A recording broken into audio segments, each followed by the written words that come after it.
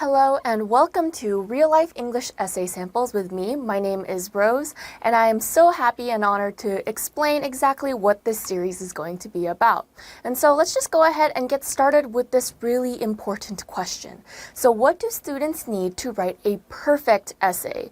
And of course this is going to be a question that a lot of parents are going to be asking and a lot of teachers will be expecting their students to be able to respond to over the course of several years. Now I would say that the answer to this particular question is this. They would need guidance and examples. Oftentimes, nobody will be able to write an essay so perfectly just simply in a bubble. Oftentimes, essays have to be written based on other essays we've read, as well as the essays that we will be seeing going through our lives, especially in academia. And so, what better way to learn how to write the perfect essay than to have somebody give guidance as well as examples too, in order to show us exactly what it is that we need to use in our essays. And so here we're going to be talking about every essay you will need for school, particularly for middle and high school, all in one place. And so bringing all these together, this is that series that's going to be explaining how to write that perfect essay. Again, depending on that assignment, it's going to be there for your perusal. So ready to use real essays, tips and tricks to enter the top 10% in your English class. One really important part about this is that this series in particular will be discussing how to get into that 10%. The way that we do this though is going to be very interesting in the sense that we don't just simply memorize certain kinds of sentences, we don't memorize certain kinds of formats, but we make sure that we adjust and adapt and evolve as necessary in order to get that grade that we want. Again, we want to show evolution, we want to show growth, and so this series is going to create that foundation for the student, particularly to go ahead and do that said involvement.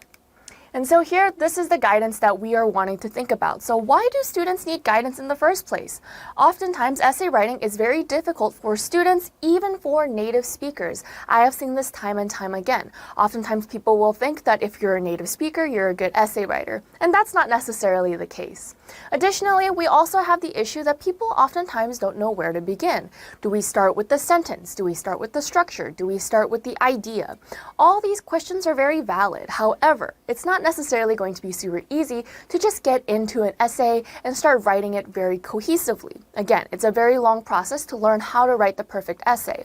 And additionally, on top of this question, why do students here need this kind of series? Why do we need to be thinking about guidance? Well, we also have this issue too. English education in Korea does not oftentimes meet the scholastic standards that exist in America.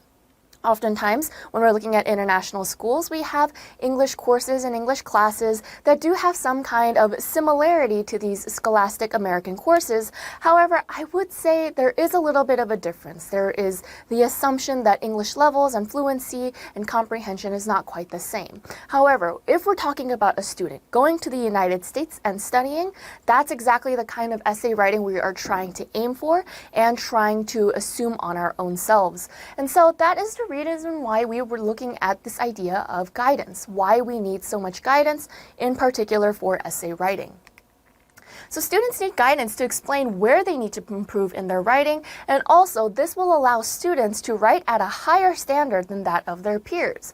When we're talking about guidance as well, we need to be able to have the student look back on their essays and also understand what part exactly do I need to go ahead and fix to create that A+ essay.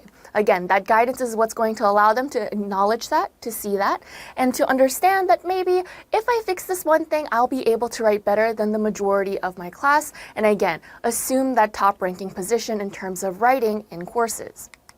And so why do students then need examples? If we're going based off of this secondary question, more essays to learn and adopt tactics from, and also we can perfect essays. Speaking here about a goal to achieve, when we're talking about this idea of learning and adopting tactics from, again, we do not write essays in a bubble. It's very difficult to go ahead and start writing and simply look at the prompt and then write without thinking about the other essays we've written before.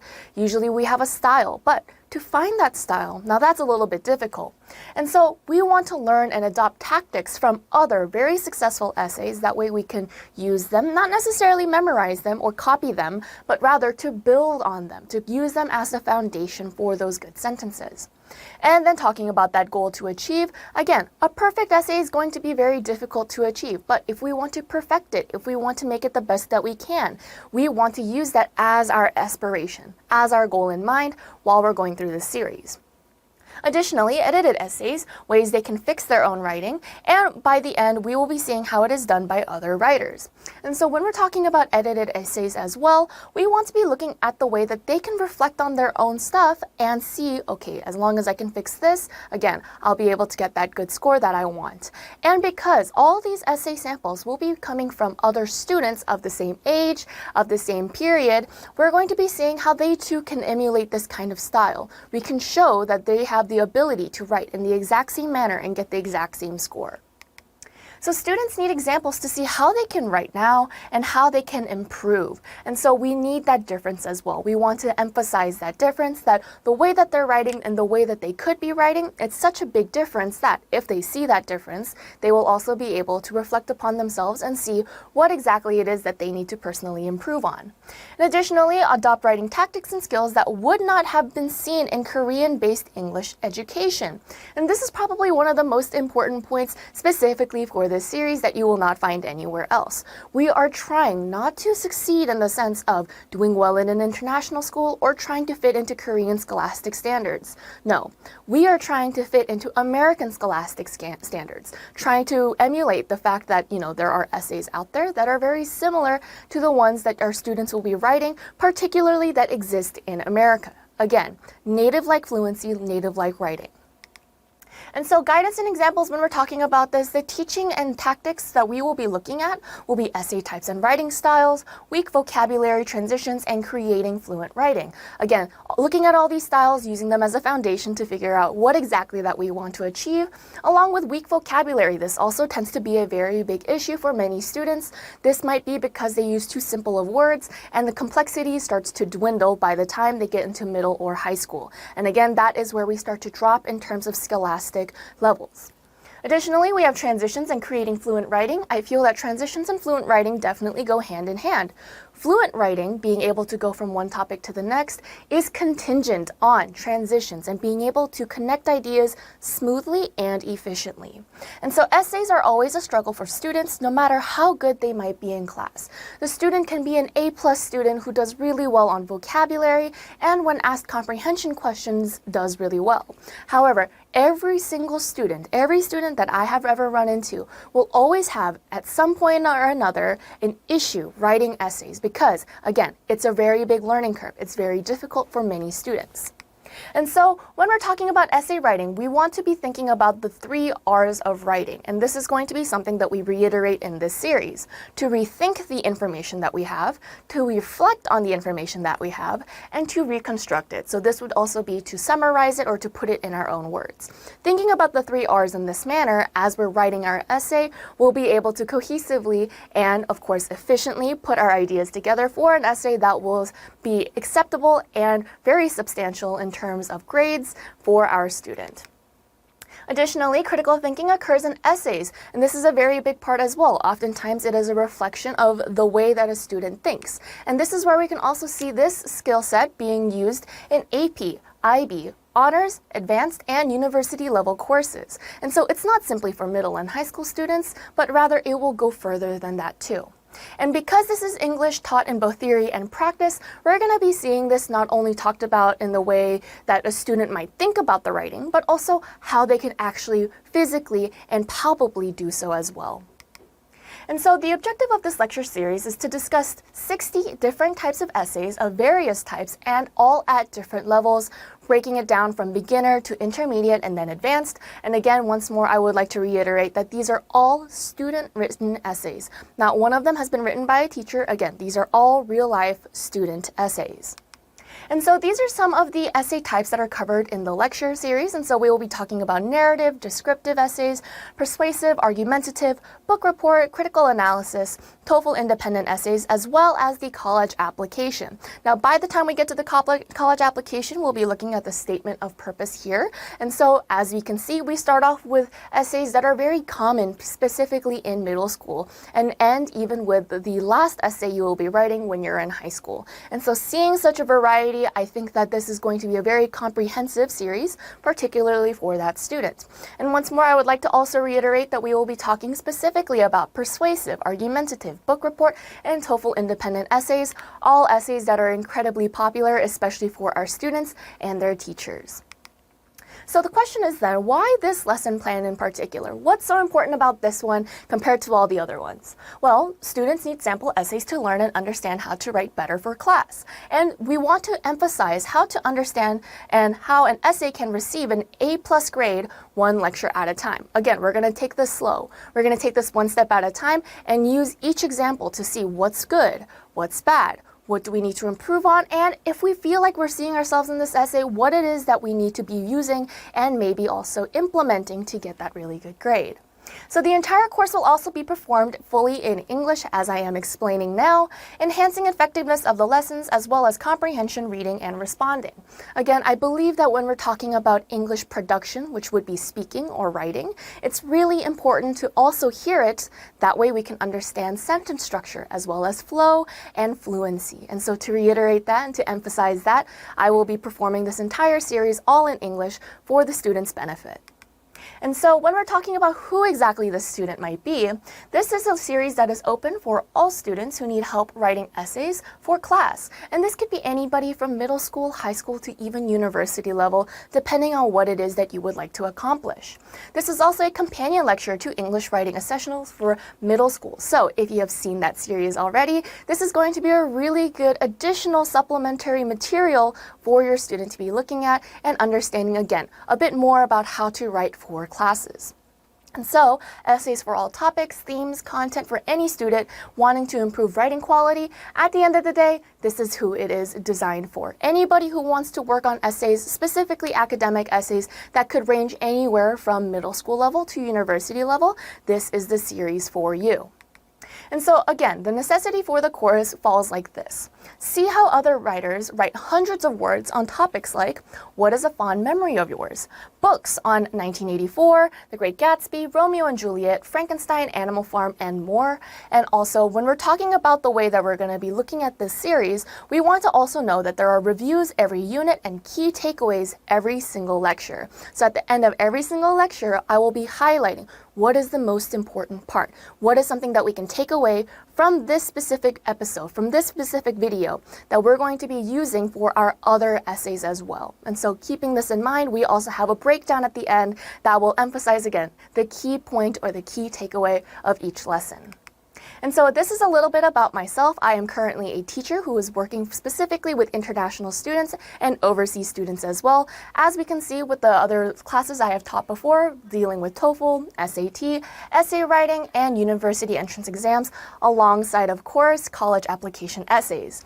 And additionally, I would also like to note that I am a native English speaker as well. I grew up in the United States, and I also received my high school diploma from the States as well. And that was only until I moved to Korea to get my degree in English Language and Literature from Korea University, graduating with great honors. And very recently, I have also received my master's in Literary and Cultural Studies from Carnegie Mellon University. And currently as well, I am going to be in my PhD program studying the same program, Literary and Cultural Studies, on Contemporary American Studies alongside diaspora, post-colonialism, and decoloniality. And so to sum this all up, and we're going to be summarizing this, what is the main point we want to take away too? Well, this is a variety of real-life English essay samples explained that you won't find anywhere else. And I truly mean that as well. We're going to be talking about nuances. We're going to be talking about the way that a native speaker tends to write, not necessarily somebody who is a second language learner. And so creating that difference, seeing that difference and seeing how real students write, students your age, that is going to be the thing that helps us understand exactly what we need to do to edit our own papers and also what to keep in mind as we're writing them. So thank you so much for watching, and I hope to see you guys in class soon.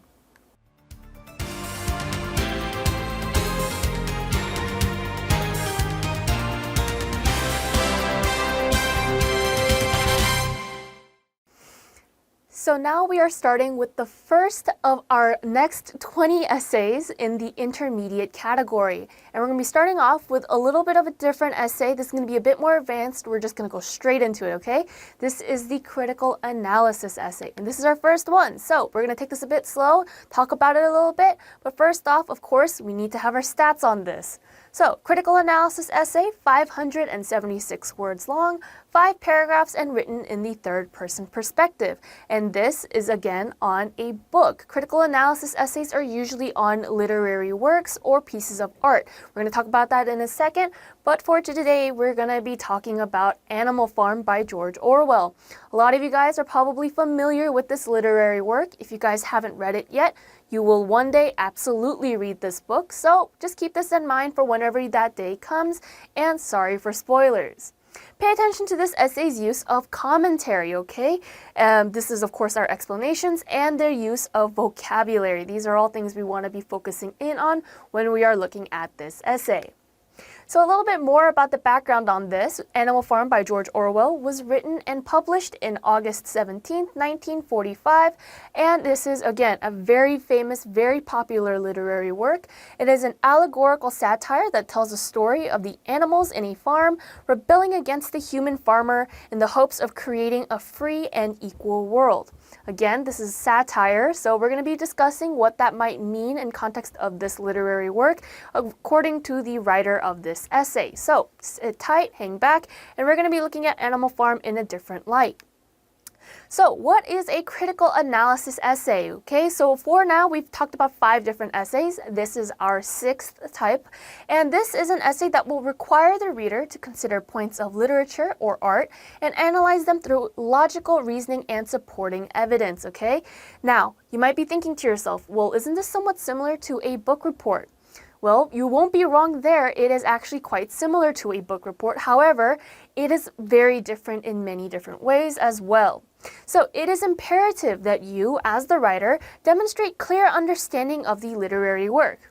Sounds simple enough, very similar to a book report there. However, perform critical reading, critical thinking, and critical writing. Now, this is probably going to be the most important part of this essay and what makes it stand out from your regular book report. Keep this in mind. Again, it's not the same as a book report. It is much more advanced and much more difficult because of these 3 reasons. Now, for a lot of us who are not familiar with this type of essay writing and not familiar with these terms, let me just break it down for you. A lot of the words we already know. So reading, writing, as well as thinking, these are things that we understand. However, what does it mean when we say the word critical in this context? Well, critical in this context means a careful analysis and judgment, okay? We're taking our time to fully understand what's going on and take care as we go along reading this book and seeing its themes objectively, okay? So we're going to be taking this information, taking it, comparing it with history, comparing it with context, and seeing how it could actually change the definition of the book and see what the broader picture is that the author was attempting when they were writing it in the first place. And so that's why this type of essay is really difficult, because it requires you to put all your attention into the literary work and put all your effort into understanding every single piece of it so you don't misunderstand anything or leave anything out in your essay. Unlike a book report, this is going to take more effort and much more attention. So in the same way, I hope you guys are paying a bit more attention in this section. It is also one of the most, if not the most formal essays that you will write. Up until now, we've been talking about essays that might allow you to write in first-person perspective, sometimes in second-person perspective, and also talking to the reader as if they are right in front of you, asking them to do things, such as your call to action. However, this is one of those essays where if you break any of those rules where you are somewhat informal, those scores are going to go straight down. We do not want that. So think of it as a much more academic and much more advanced version of a book report. Not as difficult as it sounds when I say, when you actually do it, but it is sounding very difficult at the moment. Just remember that as long as you do the steps properly to understand the book you're reading, understand the characters, the setting, and especially the theme, this will be not as difficult as you might expect in the beginning. And also, I'd highly recommend that you pay attention to this section in particular because this is the essay that you will be expected to write the most in upper high school grades as well as in university. So if you are expecting to go into AP, IB, advanced, honors student courses, or an undergraduate course, or just university in general, I highly recommend that you focus in on this specifically because this is what you will be writing for about 6 years, okay? Show your understanding of the themes of characters through a thorough analysis in your favor. Now, this is something we're going to be discussing a bit more in the next episode, okay? In the next lecture, we're going to be talking about this in a bit more depth. But for now, that is something that you just want to keep in mind, that whatever it is that you are thinking, right? Whatever writing, whatever topic, whatever theme you have in your head, you can technically push it in your favor. So that's another thing we're going to be discussing in the critical analysis for the second essay. But for now, let's keep it here and let's talk more about the essay itself. So the first paragraph starts off as follows. To better understand the novel, it is important for the reader to understand Orwell's background. Eric Arthur Blair was born in 1903 to a lower-class family. So here, the hook is non-existent. In fact, I would say this is just a biography of the author instead. And while for certain book reports this is okay, it's not okay for a critical analysis. So for a critical analysis essay, you need to make sure you have a good hook to entice the reader, okay? This is one of those essays. It's very formal. You need that hook, okay? You need to make sure you have a hook that will get that reader's attention and bring them straight in so they understand what's going on. Preferably, you would like a hook that is related to the topic of the essay. However, if not, that's fine too. You want to just keep it as close as possible. However, you'll notice that this is probably not one of the best critical analysis essays as we go along. So as a notice, as a warning, you probably don't want to start off your essay like this. You want to avoid having too much of a biography in the very beginning. Mention the author, but you don't have to give them their life story. He went to a private school on a scholarship and experienced social isolation for his socioeconomic status, and because of his experience, he subscribed to the philosophy of socialism. As an adult, Blair enlisted in an imperialist police force in Burma, and distraught by what he saw, he soon left and became a writer and started to pen under the alias George Orwell. Now, here gives deeper history into the novella. Yes, it does, because we're talking about how he delved into the philosophy of socialism. Now, if you guys have read the book, anybody familiar with it will know that this is quite a bit about socialism as well as communism, has those kinds of themes mixed in there, trying to be equal, making sure that everybody has a fair shot, but then that not really going that well. In that kind of way, we have deeper history into the novella, deeper history into what's going to happen, more context. However, is this the right way to do it? I would argue probably not. While this information is good to have, there are reasons why we do avoid having this in our critical analysis essays. In addition, the Emperor of Russia at the time was considered unfit to lead the country anymore because of the extreme poverty, lack of food sources, and how the citizens were forced to continue working under those conditions. Now here, arguably unimportant information for a critical analysis essay. Is it good to know? Is it good to know this information? Yes, absolutely, it's really good to know. However, is this needed in this essay in particular? I would argue that perhaps if you want to add it, not written like this. But overall, again, I don't think it's necessary. It's better to focus instead more on the book or tie it in better with the actual content of the book because it's easy to do that with this history that the writer is giving. Another fact that I want to really emphasize here is that above all, the reader, your teacher, the person who assigned you this essay, will already know exactly what the book is about. So you don't have to go the extra length to explain the history, the person, the author. You don't really need to do that. The teacher will already have an idea of who the person is, if not know them better than you, because they will have been teaching this content for quite a while. So is it redundant to actually explain this over and over again? Yes, absolutely it is. So it's better to just leave it at a few sentences at most, 2 or 3 is the max I would say. And then if you have any other information like history facts that you would like to inject into your essay, by all means, go ahead and do it, but make sure that you are doing it in a way that seamlessly combines it with your concrete detail or your commentary to add on to the discussion. Now, that will be discussed later on in a separate example, but for now, let's see how they don't do that quite properly. As you can see, history and the book completely separate. We haven't even gotten to the book yet. Second paragraph, continuing on. And now we are on to critical analysis essay number 4. Okay, guys? We're slowly making our way through them. For this essay, we're going to be looking at 605 words. That's 4 paragraphs long and written in the third-person perspective. It's a long essay, 4 paragraphs, and only written in third person. Pretty good so far. We are going to be talking about To Kill a Mockingbird by Harper Lee. Another one of those books that you have to read before you graduate from middle or high school, depending on where exactly you might be studying, but one of those first novels that you read when you go into secondary education this way.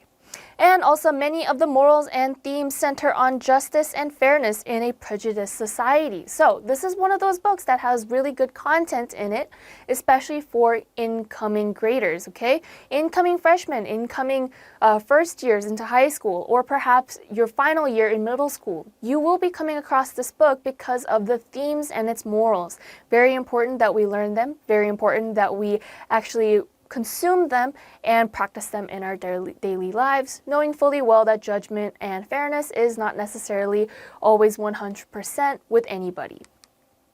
So To Kill a Mockingbird by Harper Lee, a little bit more information about it, written in 1960, published in July, Southern Gothic and a Bildungsroman. Again, one of those books that talks about coming of age. And in this instance, the story is written or shows a perspective of a young girl who understands what's going around in her little community through her eyes. Addresses the unjust racial system in the U.S. South through the eyes of a young girl. And so in this way, we can actually kind of understand where Scout comes from when we read it, because we are seeing everything from a perspective that doesn't really know what's going on. And in that way, that's what makes this book a very good book to read, especially if you want to read something that is going to influence the way your English classes will look for the rest of your career. So in To Kill a Mockingbird by Harper Lee, 2 men who live completely different lives are on trial against one another. Even though they seem to be only compared as different from each other, they also have compared similarities of each other throughout the novel. So here it's not necessarily a play-by-play of the actual story, but rather we focus on the information that is relevant to the sake of the essay. That's another route that we can take when we are writing an essay. It really does depend on the writer. So for instance, the writer wants to compare Radley and Robinson. You'll get to know who they are in a minute if you don't know them already. But that is their objective. They want to compare 2 different characters. And so it's not really important that they talk too much about the young girl, Scout, in this situation. It's more important that they get into the information about these 2 characters, these 2 men that we'll soon figure out who they are in this opening statement. Moving from parallel to conflicting traits seems as if it would be hard, but this novel ties them in all in expertly in just over 30 chapters. And so we have another short, simple description about the technical aspects of the novel instead of the summary, okay? Instead of the description, we have something about the technical aspects.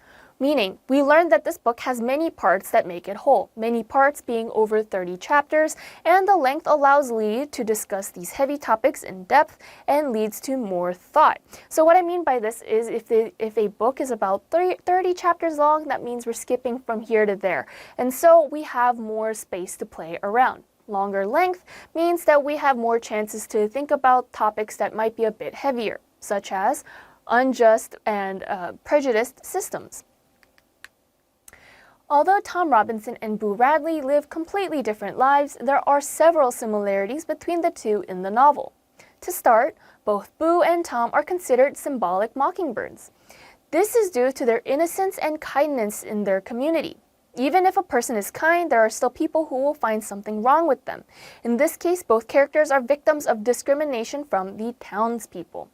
Here, a paragraph on comparing and also strong commentary.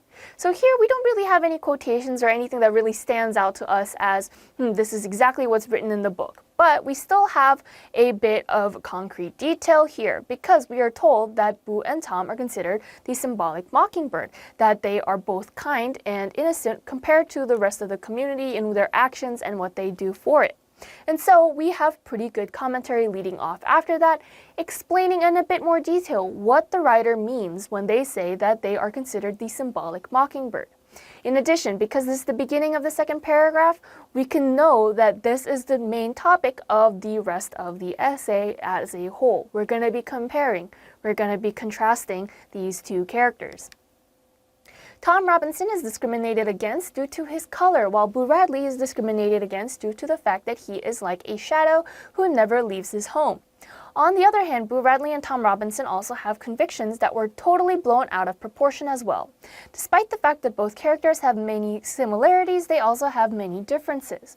So here, one of the main things that I want to mention is that when we talk about race, okay, this is a very sensitive subject for some writers, I know, but it's important that we get this clear so we do not offend anybody, okay? Writing is a very tricky thing because we want to use the right words. I'm always talking about use the right word, use the proper synonym. But this also applies in situations like this where we're talking about race or ethnicity, gender.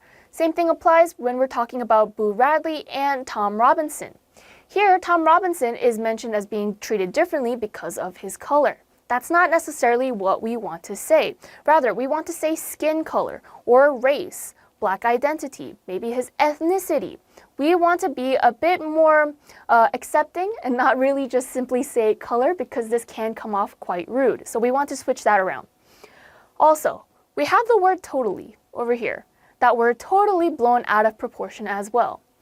I grew up in California, I lived in California, and I speak like this oftentimes with my friends. This is very informal, very casual, and sometimes people will say that it is a Valley girl accent. That's totally what I would do. That's totally what we should do. Not something you want to write in an essay. So we need to switch that out and use the word completely, extremely, undeniably. Yes, the word totally is actually a proper word that you can use that means in total, right? Total as an adverb. But we have the word totally here and it has lost its academic value because of how much we use it in day-to-day life. So that's one of those words, sadly, that we won't be using again in our essays. Tom Robinson is a loving father and a well-to-do man respected by his community. In contrast, Boo Radley is a shadow who spends most of his days away inside his home. Since he is not seen to defend himself, Boo Radley has a negative reputation and is the victim of many unwanted rumors. Tom, on the other hand, is a black man, while Boo Radley is described as being extremely pale and awkward.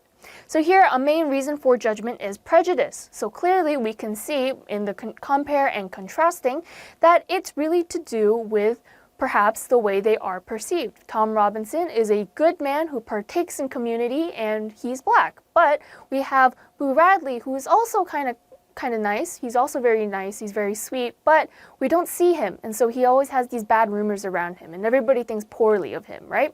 So we have this little relationship between the two, and oftentimes we can bring it back down to prejudice, that people are just judging them without actually getting to know them. Third paragraph, the quote, "It's a sin to kill a mockingbird" can be defined as mockingbirds don't eat up people's gardens, don't nest in corn cribs, they don't do things but sing their hearts out for us. This evidence can clearly be correlated back to Tom Robinson and Boo Radley resembling a mockingbird. So now we have a little bit more information on what the mockingbird symbol might be, going back to what they mentioned at the very beginning, that they are symbolic mockingbirds. Here I would also mention that the word correlated is a little bit off. We would maybe say can be directly related back to Tom Robinson and Boo Radley. We don't need the co there. We don't really need it. It's not necessary. And the whole section, as we can see, might be considered concrete detail. Reason being, we focus a lot on the quotation itself and explains the importance of the mockingbird's symbolism, okay? When we're talking about symbolism or imagery or whatever the literary term might be, we always consider that our concrete detail. When we start describing it, when we start giving it a reason to exist, when we start legitimizing it by saying, we can see this is the case because these are the words that mean this, and in this kind of situation it means that. Having that information makes it a commentary. So for now, we have concrete detail. But that's not to say that this does not lead into commentary. This comes up in the next section right here, as we can read. Boo Radley and Tom Robinson do show many similarities to that of a mockingbird, but sadly, people choose not to see it. The two characters are innocent people who do not try to bring any unhappiness to the harsh town of Macon. Now we are moving on to our argumentative essays. Mentioned last time we're going to be starting it, so buckle up you guys. We've already talked about this essay type before. However, because it is intermediate level, we're going to go up a little bit more and also kind of crank up my critiques about it, okay? Because we've already talked about it in length and how we want to address argumentative essays. However, this time we want to look a little bit more into how we can make it a bit more academic and raise the stakes. Make it more possible for us to write this in, say, high school level instead of just middle school. So starting off, of course, like always, 496 words long, 4 paragraphs written in the first and third person perspectives. Now here, as you guys can see, the topic was quite long. So this was actually the prompt, and I'm going to read this to you guys, and I want you guys to think, how would I personally address this question? Very interesting question that I think is very important and kind of ties in to what we were talking about the last video about Fahrenheit 451 and censorship, book burning, books in general, kind of all goes on hand in hand. As online learning becomes more common and more resources are converted to digital form, some people have suggested that public libraries should be shut down and, in their place, everyone should be given an iPad with an e-reader subscription. Very long prompt, I know, but think about that prompt for a second there, and let's see how this writer chooses to address this prompt. A little bit of background information on this essay. Digital forms means less physical copies and more electronic versions, such as iPads and e-readers. So consider every angle and make sure to pick the side that you think you can argue better, and not the one that you personally feel more inclined to answer. I know it sounds like I'm just kind of repeating myself, but it's been a while since we've talked about argumentative essays, so just as a little refresher, I'm tossing that in. Make sure you're picking the side that you personally think you could write better on, instead of just the side that you feel personally passionate about. The more reasons that you can think of, the stronger essay you will write. So, first paragraph, let's read this together. Proponents of this idea state that it will save local cities and towns money because libraries are expensive to maintain. They also believe it will encourage more people to read because they won't have to travel to a library to get a book. They can simply click on what they want to read and read it from wherever they are. Here we want to look at this little phrase that is mentioned. Proponents of this idea. People who argue opposite of my essay. So, I want to mention this because oftentimes when we think of concessions, remember those? Concessions. When people write concessions, they stick them later on in the essay. However, when we're talking about this essay in particular, this writer chooses to start with a concession. Proponents of this idea. This actually has a connotation that this isn't what I think. Proponents are them. That's not me. I'm arguing something different. Those people think that way. That is what the opening of this paragraph is stating. So we have a concession from the very beginning, listing a few reasons as to why some people will think that it is better to simply just give out iPads and e-readers and e-reader subscriptions to people who care about reading a lot and catching up on all that information instead of opening up libraries or funding them properly. They could also access more materials because libraries won't have to buy physical copies of books. They can simply rent out as many digital copies as they need. So here, small little thing, won't, turn that into will not, you guys. We don't want contractions. And also, more importantly, we have this state here. Giving a concession in the beginning will set the tone and make note of what points the writer will argue against in their body paragraphs. So, unlike other beginnings, other introductory paragraphs, where we have our reasons listed from the very beginning and we have our background information and our hook, instead we go straight in with a concession, which is in its own way a hook. We are drawn in. What is the argument going to be? We're already starting off just going straight out the gate with an argument? Sounds good to me, already hooked. So in a way, that does work. Also, we have actually two separate reasons that the writer is mentioning as a part of the opposing argument. So they're talking about having access to more materials and whatnot. This way, we have an idea of what they're going to be actually arguing against. Remember, 4-body paragraph, that means, or not 4-body, excuse me, 4-paragraph essay, which means 2 of the bodies will be one of each topic. We have 2 topics, we're going to have 2 bodies. So each body is going to go up against one of these topics. It's a very different way of writing it, and personally, I'm not a person who chooses to write this way, but when the writer is good at it, it is very effective and sometimes can make for a much more interesting reading than the person sitting next to you who might write it in a different and more bland, unoriginal way. However, it would be a serious mistake to replace libraries with tablets. First, digital books and resources are associated with less learning and more problems than print resources. A study done on tablet versus book reading found that people read 20 to 30% slower on tablets, retain 20% less information, and understand 10% less of what they read compared to people who read the same information in print. So here, little note that I want to make is the study reliable? Is it something that we can trust? And the reason why I say that is because while we don't have, of course, our citation, which we do need, we do have later on another example of some statistics that does come with a bit of a citation. We have a little bit of validation and legitimization there. So I want to ask, I'm not questioning this information, I'm just wondering, where is the information from? Is there a way that I'll be able to look this up on my own? And so for that reason, I do want to mention it. Also, looking back at the very beginning, remember how I said this is a concession opening? That means that whatever's coming next is going to be the reason that we are arguing for. That actually happens here. However, we're starting off saying, unlike them, I'm thinking differently. My essay is going to be completely different. However, it would be a serious mistake to replace libraries with tablets.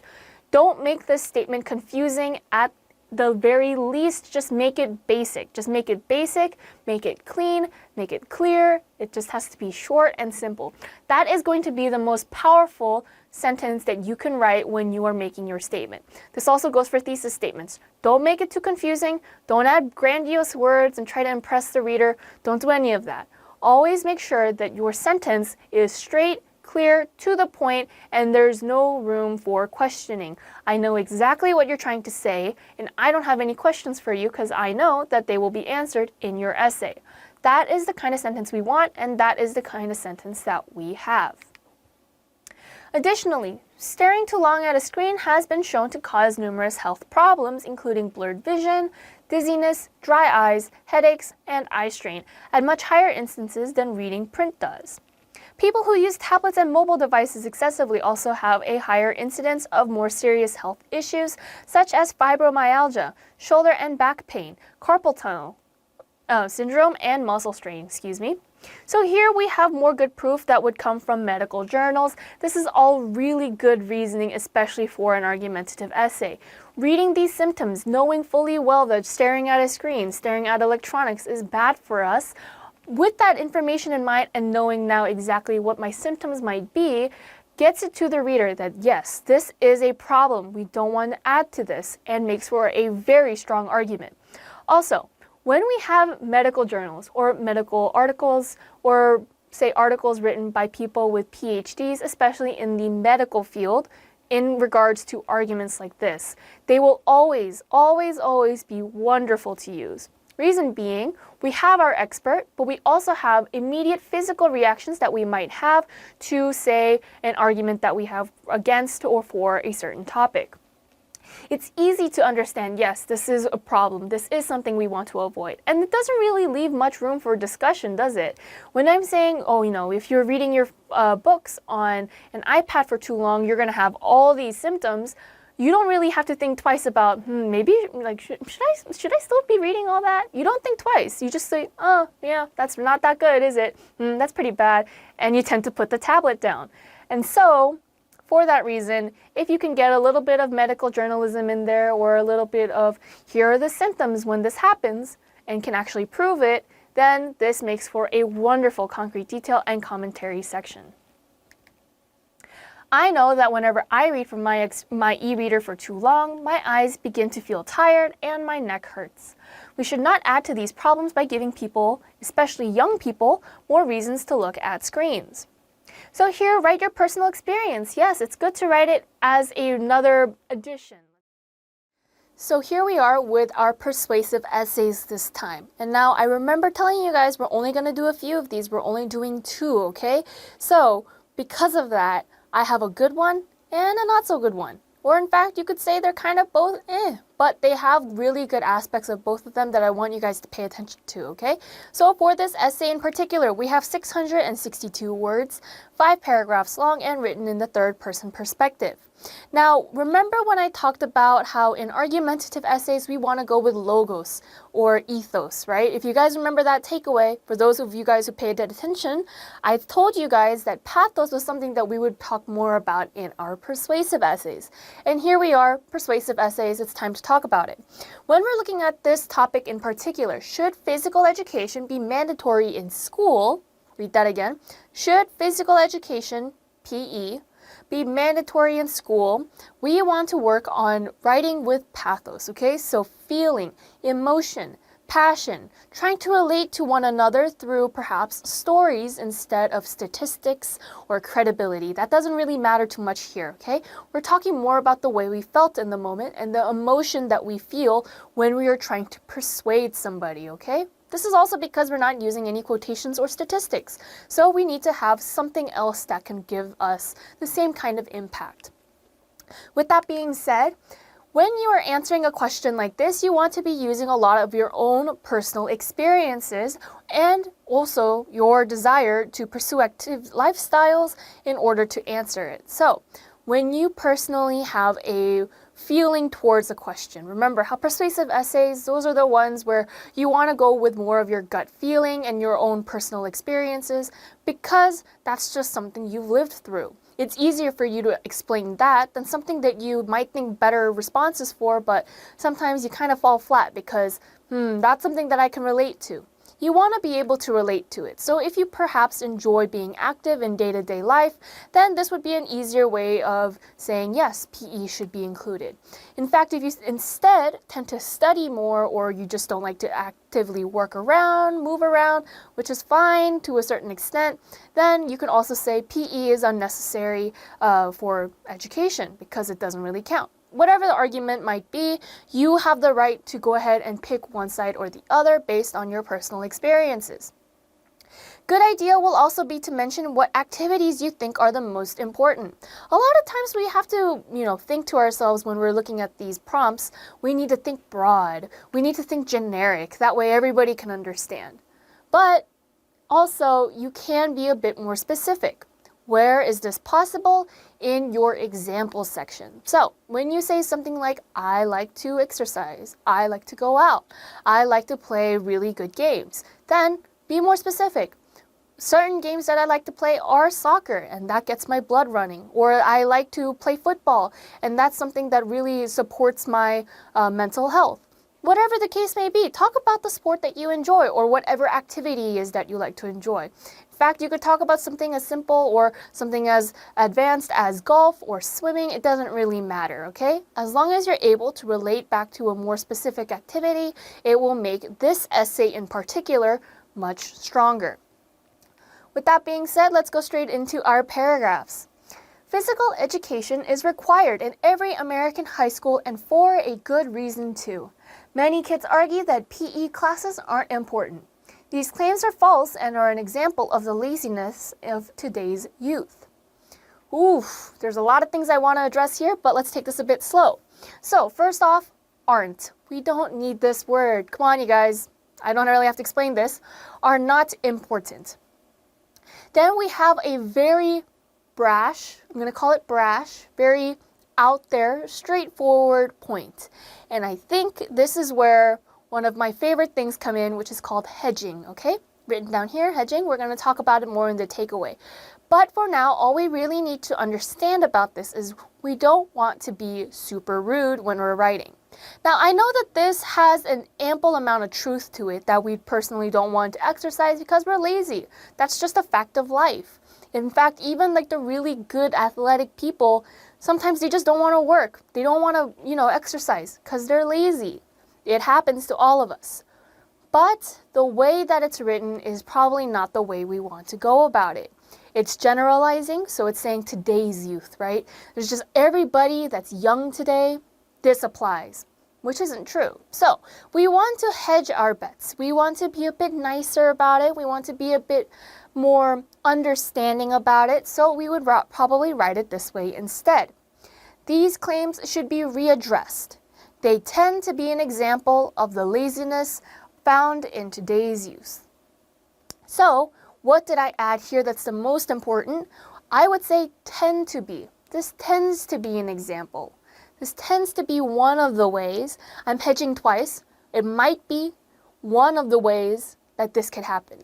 And so this allows me to still say the exact same thing, but give a lot more room for people to be like, but that doesn't apply to me.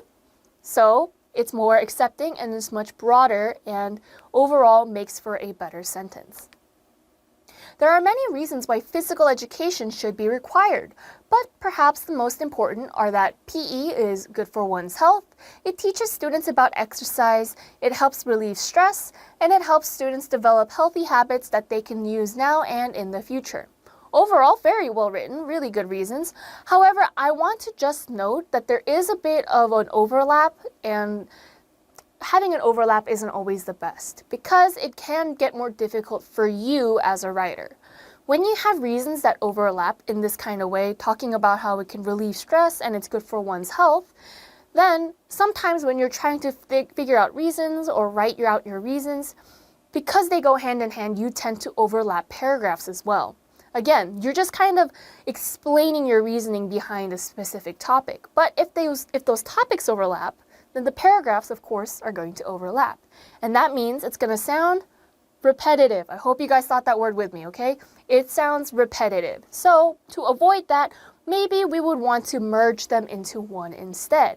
Or perhaps if you want to go a different way, we can split them into two, no problem. But talk about physical health and then mental health, okay? Mental health being stress, anxiety, physical health being able to have, being limber, being flexible, having good stamina, all that fun stuff, okay?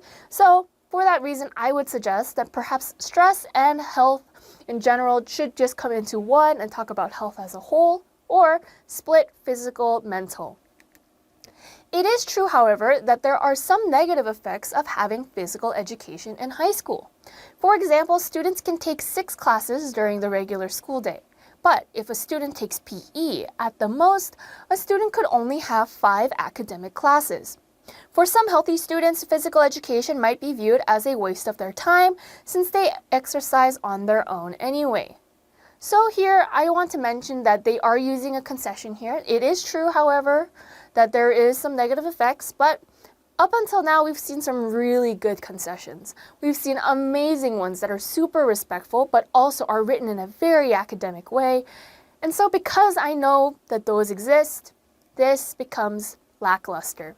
It does the job, it does everything it needs to, but now it doesn't have the je ne sais quoi, like it doesn't feel right. It doesn't actually do the job that it wants to do anymore, specifically because this is a more academic essay at this point. Remember, intermediate essay, we want this to be a bit more advanced. We want this to be a bit stronger. So we need to make sure that our concessions are also getting stronger, that we're phrasing it differently so it stands out. Another point is PE classes, like others, are offered throughout the day. So some students would have PE in the morning, while others would have it in the afternoon. A person could argue that while exercising during some random period of the day, the student could become excessively fatigued, and this might make the student forget information he or she is trying to remember for a test. Here we're continuing on with our concession, saying another point is PE. We haven't moved on from our concession yet, okay? So I would say we're spending a little bit too much time on it. We don't have to spend all this time. Usually we want a sentence or two. Having an entire paragraph like this where there's a secondary example is probably not the direction we want to go. If you're going to do perhaps one paragraph for a concession, that's fine, but try to keep it to one example or one joint example. No need to go and say another point. Also here, another concession, a person could argue, being the same thing of another point is. And then I just want to make a little mention here, very good way of writing it. If you don't want to use the word very, right? Because that's a habit of ours. We don't want to use the word very in our writing. Very fatigued. Makes the same amount of sense as excessively. So we are here with our descriptive essays. Now, I'm going to assume that we've kind of forgotten about them at this point. It's been a while since we've discussed them in our beginner section, and we haven't really talked about it yet thus far. So suddenly coming in with a descriptive essay section is really good for us because we want that recollection of what is a descriptive essay. Now, I want to be very specific here and very clear here as well, that the 3 descriptive essays we're going to be looking at are all very good descriptive essays. Reason being is because we didn't get a lot of time with them. I want to make sure that with the time we do have with them, we're looking at the good ones, okay? We're looking at the really good ones that are really descriptive, that we can understand and see why it's so important that we practice writing descriptions, okay? Descriptive essay, 541 words, 5 paragraphs long, and first-person perspective as usual, and it's about an earthquake. Here I also want to note for us intermediate students that this is going to be a bit more specific. Now, I talked more about in the other sections that we were looking at descriptive essays just as a whole, how we can describe, how it ties into narrative speaking, and that is all still very true. However, I'm going to toss in another thing for you guys, okay? We're going to look at objective and subjective descriptive essays. The differences being, and this is quite easy if you know the definitions of these words already, but I'm just going to reiterate for anybody who doesn't know thus far. Descriptions without personal emotion are considered the objective descriptive essays. And subjective would be, of course, the opposite, focused on your experience and emotion. So, if you're writing a narrative-based essay that is for a description essay, then we want to look at the subjective perspective. That's a lot of different words and a lot in just a few sentences, but pretty much what I'm saying is you want to write in a very subjective way. Talk about your experiences. Talk about your emotions. What did you feel? What did you think? How does it pertain to you, the writer, as you are writing this descriptive essay that is about an experience of yours, which again is oftentimes what type of essay this tends to be. Objective essays, we're going to be looking at that as well, but not in this essay. It's going to be the next one. So if you have any questions about objective essays, wait until the next video. Other than that, let's take a look at the background of this essay a little bit more. So we have our narrative form, which is the telling of a story of someone who experienced a severe earthquake in this instance. And it takes a bit more of a dramatic approach. And I would also say you want to focus on the adjectives, the adverbs, and the verbs used to tell this story. Now this story is going to be a little bit different than our other subjective story that we do have, because this is 3. We have subjective, objective, and then subjective essay. This one is a bit more dramatic, I will say, and does have a few aspects that I am not quite fully in support of, but still think that the overall essay is quite good. So what I mean by that? Well, let's get into it. It was May 12, 2008, and a decade and a few months have passed since the event that shook me to my core. Glancing through the window, it was a perfect clear sky. I caught a glimpse of sunlight shining through the valleys, signaling the rooster to crow a warm good morning to us. Hurriedly, I strode to the door and left home for school without bidding my mum goodbye. So here we have pretty much a happy note. We are starting off as everything just as it should be, which doesn't really bode well for narrative essays, I will say. Reason being, tends to happen a lot in these kinds of essays, but when we start talking about how it was a normal day, everything was going fine, then disaster struck. That's usually the direction these kinds of essays go, and we already know that's going to happen because there was an event that shook this writer to her core. Here also I want to say that this is actually a quite simple and very funny play on words. I really shouldn't say funny because the topic itself gets a bit dire as we move along, but shook me to my core relates back to that earthquake. And if you're going to write it in a somewhat humorous way, this is a really good way to do it. If you're willing to put a little bit of levity, okay? A little bit of lightheartedness into a heavy topic, which I also suggest that we do. If it's too heavy, toss a little bit of lightness in there so it's not so heavy. The moment it gets too heavy, then we, the readers, are going to be bogged down as well and feel sluggish, and we don't want that in our essays. It was stifling inside the classroom where I was feeling drowsy when I was having lessons. Outside, the sun was boiling, shooting strong rays onto our skin. With the yummy lunch being digested in my stomach, I was all in a daze until the pile of books, which were originally settled in the middle of the teacher's desk, created a loud bang as they slipped to the floor. Here, I just want to say that this is a very, very good piece of writing that really emphasizes the feeling of unease. Also, focus on a singular moment to set the tone. When we're writing our descriptive essays and specifically doing it in a narrative perspective, so we're writing a story, then we want to really focus in on the moment that something happens. When was the issue? What was the conflict? We want to know. We need to hear the description for that.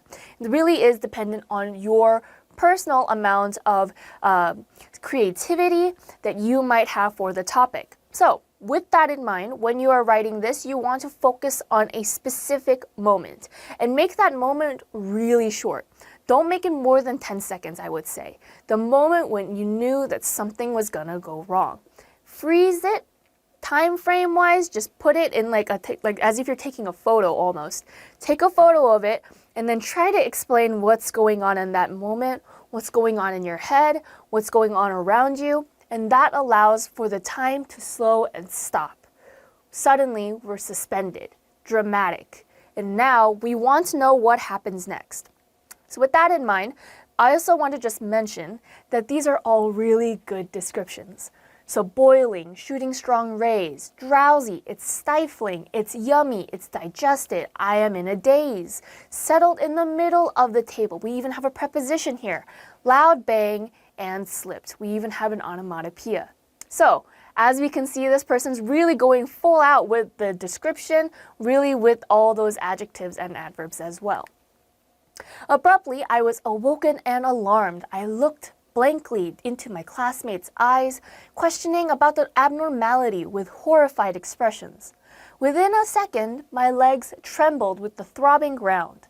The shock spiraled up my spine, causing absolute dizziness and pain in my head. Now, while the actual content of this story right now is quite jarring and it is quite frightening, I also want to applaud the writer in making sure that they're still maintaining a lot of academic phrases and also words, vocabulary. We're not overusing them, we're using a good mix of them. And also, we're emphasizing the information to make it linger and last longer in our head by using an alliteration. So if you guys remember what an alliteration is, it means to really use words that have the same beginning sounds over and over again, or perhaps just stick two or more together. So we have the first one and the second one that I've bolded for you guys. Abruptly, awoken, and alarmed. A. Really good there. We're seeing it and it stands out to us as readers because, wow, this is really good wordplay. Second one over here, shock, spiraled up my spine. This one almost has two alliterations because we have our S's and we also have the ones that have the P sound, spiral, up, spine. So having these words as well make it stand out to us. We see the exaggeration and how dramatic it is. Use a thesaurus to design your own alliterations if you are curious on how to make them. This is not something that you can do overnight, clearly very difficult at times for certain students, but very much possible because all we need to do is just find words that start with the same letter. And that is all we need to do to make sure that we have a very strong alliteration. So, if you're curious on how to use it, then just do this. Look through a thesaurus. If you have a word that you want to switch out, easily switch it out. My eyes followed the thrumming noise from the ceiling. I quickly spotted a line appearing and moving across a big piece of concrete that I knew was going to crack down in any second. Hastily, my numb legs got back the senses. I stood up despite the appalling dizziness ruling over my head and struggled for a way to leave. So here, it's not just the surroundings, but also the action that is taken into consideration. And transitions are key for descriptions as well. So up until now, we've really just been looking at a photo frame of what's going on. Time was stopped. We're looking at what's happening. There's a bunch of sounds. There's a bunch of emotions or perhaps states of being. I think that would probably be the most accurate. States of being where everything's kind of stagnant. Here we are with our final 5 essays. We've made it a long way, you guys. I want you guys to pat yourselves on the back. We started off with something really difficult, made our way through stuff that we've already kind of discussed, and now we're ending it off again with our wonderful book reports. Now this one is going to be on a very famous book, of Mice and Men by John Steinbeck. This essay is 546 words long, 5 paragraphs, and written in the first and third person perspectives. I will say, just as a disclaimer for full transparency, that the majority of this essay is written in third person, but only when we're talking about a personal review do we enter first person perspective, which of course is what we want in a book report. So that part is perfectly fine, and in regards to POV, this is going to be one of those better examples of how you want to balance third person and first person perspectives.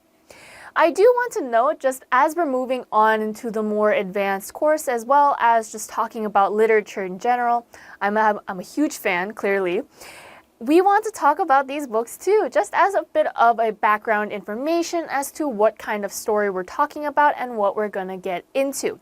So, for this book of Mice and Men by John Steinbeck, this is one of those books that you will see in a lot of classes and you will almost always have to read. The benefit being it is considered a novella. I'll talk about that in a second. But it's also that a lot of school-required readings, ironically enough, are always the ones that are contested for some reason. They're always the ones that are censored or banned or sometimes edited. Whatever the case may be, we see a lot of literature in school readings that are considered the more controversial ones. And the reason for that could always change from this to that to anything else, but it's just fun to think that a lot of the books that we're going to be reading in middle and high school most often probably is on a list somewhere of being a banned book. So enjoy the fact that you have the freedom to choose which books you want to read. And oftentimes, when you have a banned book, there's always something good in there that you're going to learn from. So always make sure you go at this objectively and not really think too much about what it might mean in terms of, perhaps the author being a bad person, because it's still just a fictional story. Fun fact, this book has been contested. And when I say contested, I mean banned, edited, censored, attempt to be banned, edited, or censored 54 times. And so I don't know who's putting all that energy out there into the world, but just know that somebody really does not like this book. I hope we're not that though, okay? This book was published in 1937, and it is a story about 2 migrant workers in America, California specifically, who aspire to achieve the American dream and live comfortably on their own farm. This is also a novella and a realistic fiction novel, or novella, I should say. Realistic fiction just being a story that takes place sometime in contemporary era usually, or else it would be considered historical fiction. And pretty much it's just something that you probably would expect to happen or is able to happen, okay? I shouldn't say expect, especially for this book, if you guys know how it ends. It's not really one of those books that end properly in a happy, good way, okay? They don't really achieve the American dream, spoiler alert. So we do want to keep that in mind, that this just pretty much means that it could happen. Also, novella. I've said this before several times, but I'm not sure if you guys understand what I mean by it, so I'll give you guys a little bit of an extra explanation. A novella is pretty much a very short book. A novel, novella, same thing, but the difference is probably that a novel is about 300 pages or 200 pages long, and a novella will hit about 100. This applies to Animal Farm and also Fahrenheit 451. If you guys are interested in novellas or you don't want to spend too much time reading it, those are the ones that you want to look out for, just to have a really good academic reading under your belt that can take you less than a day to go through and understand completely. So if that's on your bucket list for your summer reading this year, then go ahead and check out novellas. That way you can just knock them out of the park and not really have to spend too much time reading them. For this essay, let's just start off and talk about this all together. Of Mice and Men, written by John Steinbeck, the same author as The Grapes of Wrath, tells a story about migrant farm workers and their lives as a reflection on society. He painstakingly describes each setting as the reader is introduced to it, showing not just the general layout, but an insider's view, detailing the sensory perceptions evoked by the area. So, one thing I want to note here, because we've kind of seen this before, and at this point we're trying to look into the details of these essays, is that if we have a famous author with more than one famous work, then we may want to introduce another one of their works that we might know them more commonly by. What I mean by that is, we probably wouldn't say this in particular about perhaps F. Scott Fitzgerald, who wrote the wonderful The Great Gatsby. Because he does have other books, he does have other literary works that are very famous, that are studied, but they're not on the same level, let's say, as The Great Gatsby. And that's probably one of his most formative works. So we just leave it at that. However, when we have John Steinbeck, we want to list a few of his works because he's a really good writer. Same thing goes for Ernest Hemingway, for example, or William Shakespeare. William Shakespeare probably is the best example of this. We know that there are so many plays by William Shakespeare, sometimes it's okay to mention another one just as a reference that, yeah, it's the same person who wrote this book that you might have also heard of. And so, by doing so, it's also just showing your interest in the topic and how much you researched it. However, I will note though, you do not want to choose a book that is less known than the book that you're talking about, either on the same level or more so. Grapes of Wrath, I would say, is on the same level, if not more famous than Of Mice and Men, and so they are on an even playing field at the very least, and this makes a lot of sense. You wouldn't say something about that with perhaps William Shakespeare's Othello or King Lear or Hamlet, and then mention one of his lesser-known sonnets as, oh, the person who also wrote this sonnet. Doesn't really make sense if we put it that way. Feelings evoked by Steinbeck's entrances are unable to be duplicated except by those who know the subject matter personally, a trait that he possesses having grown up in an agricultural valley in Salinas, California. So here we have quite a long sentence, but it's also quite wordy. I will also say, however, that if you are trying to write a higher level high school essay or a lower level university essay, this sentence is perfectly fine to leave as is. It's really academic, it's very formal, but it's also very clear. I would personally keep this, but if we want to change this around or try to understand it a bit better, we can read it as follows. Steinbeck is a perfect author for this kind of material because he can describe it well. The reason he can do that is because he saw it with his own two eyes. Notice the language here, very academic here, not as much so, okay? So if we are our common middle school or lower high school level students, grade level I mean, we might want to write a bit like this. It's clearer, makes more sense, and we don't have to go through the hassle of tossing in too many vocabulary words. So please keep that in mind. Steinbeck expresses their joys and pains with such precision that the reader feels as if the characters were personal acquaintances and not just fictitious. George, a small man with restless eyes and strongly defined features, and his companion Lenny, a large, clumsy man with a shapeless face and wide sloping shoulders, are in search of work, and the readers learn that Lenny has a learning disability that keeps him from controlling his strength and understanding social cues. So here we have a lot of information, but more specifically, I want to focus in on the character analysis that's going on. Well, perhaps not analysis, but a character description that's really good to keep in mind. George, small man, restless eyes, strongly defined features. Lenny, complete opposite, large, clumsy man with a shapeless face and wide sloping shoulders. Short physical descriptions of both characters are really important in this kind of essay. Remember what I talked about during The Outsiders. We want a little bit of character introduction, especially our protagonists. What is most important to understand the plot of the story? Is it the setting? Is it the characters? Include section or so the readers have a better idea of where you are taking the discussion. Clearly, this is going to be an essay about these two characters. We get an idea of that because we're focusing so much on introducing them in the very beginning.